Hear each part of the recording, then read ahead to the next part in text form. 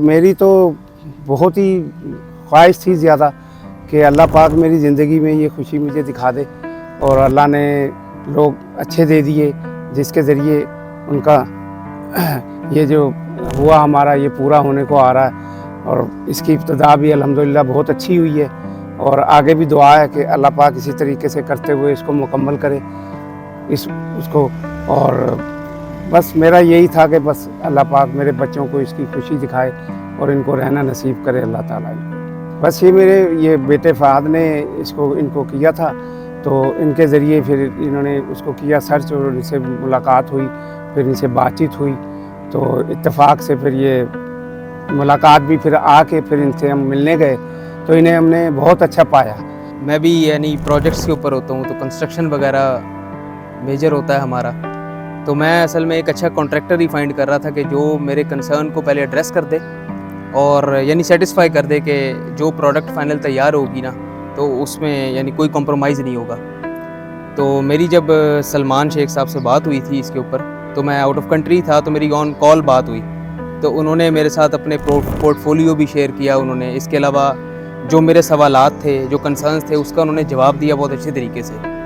तो फिर मैंने डिसाइड किया कि अब मैं इनसे मुलाकात करूं, क्योंकि उससे पहले मैं 4 या 5 कॉन्ट्रैक्टर के साथ बात की थी मैंने। तो लेकिन ज़ाहिर बात है अब कोई ना कोई कमी रह जाती थी, पूरे कंसर्न मेरे यानी फुली सेटिस्फाइड नहीं होते थे। तो सलमान साहब से बात करके फिर उससे अगले महीने मैं जब लाहौर आया, तो मैं फिर डायरेक्ट उन्हीं से मुलाकात करने गया था। और फिर उस टाइम पे भी जो मुश्किलात जो फेस कर सकते थे और जो पीछे यानी कोई प्रॉब्लम वगैरह आ सकती है, वो सब उनसे डिस्कस की। उसके बाद उनके पास फिर कॉन्ट्रैक्ट हमने फाइनल कर दिया, और ये यानी मेरा ख्याल है एक पहली ही मीटिंग के अंदर हमने फाइनल कर दिया था। बहरिया टाउन में एक चल रहा था 24 मरले का प्रोजेक्ट, तो वो मुझे उन्होंने विज़िट करवाया था हाईलैंड की टीम ने। तो उसको मैंने यानी एक बड़ा डिटेल उन्होंने उसका रिव्यू भी दिया, और मटेरियल कौन सा यूज़ हो रहा है, किस किस्म के उनके पास मैन पावर है, तो सारा कुछ उन्होंने बताया, और वो एक अच्छा रिव्यू था। तो उसके बाद तो ज़ाहिरी बात है फिर और एक फ़ाइनल हो गया कि ठीक है हम हाईलैंड के साथ ही प्रोसीड करेंगे कंस्ट्रक्शन के लिए। देखें, जब हम ऑफिस गए तो हमें सबसे ज़्यादा इन्होंने सलमान साहब ने हमें गाइड किया था सबसे ज़्यादा, और उसमें उन्होंने सेटिस्फाई किया था कि हम क्या मटेरियल यूज़ करेंगे, ठीक है। और सेकंड चीज़ ये है कि जब हमने इनकी साइट विज़िट की थी तो उसमें मटेरियल का अंदाज़ा हो जाता है कि क्या यूज़ किया, तो उसको मद्देनज़र रखते हुए हमने फिर ये फ़ैसला किया था, और उसी मुलाकात में, पहली मुलाकात में ही फ़ैसला कर लिया था कि हम यहाँ पर ही डन कर देते हैं। क्योंकि ज़ाहिर सी बात है हम 4-5 कॉन्ट्रैक्टर को और मिले थे, और वहाँ पे कुछ नहीं पसंद आया था हमें मटेरियल वगैरह, तो जिसकी वजह से सलमान साहब से जब मुलाकात हुई उन्होंने हमें पूरा सेटिस्फाई किया था, और उसके बाद फिर हमने फ़ैसला किया कि हम यहाँ से ही अपना कॉन्ट्रैक्ट फाइनल करेंगे और कंस्ट्रक्शन करवाएंगे। ईद से पहले जैसा कि आपको पता है कि डीपीसी तक इन्होंने वादा किया था, तो उसमें इन्होंने एक्स्ट्रा टाइम भी लगवाया लेबर के साथ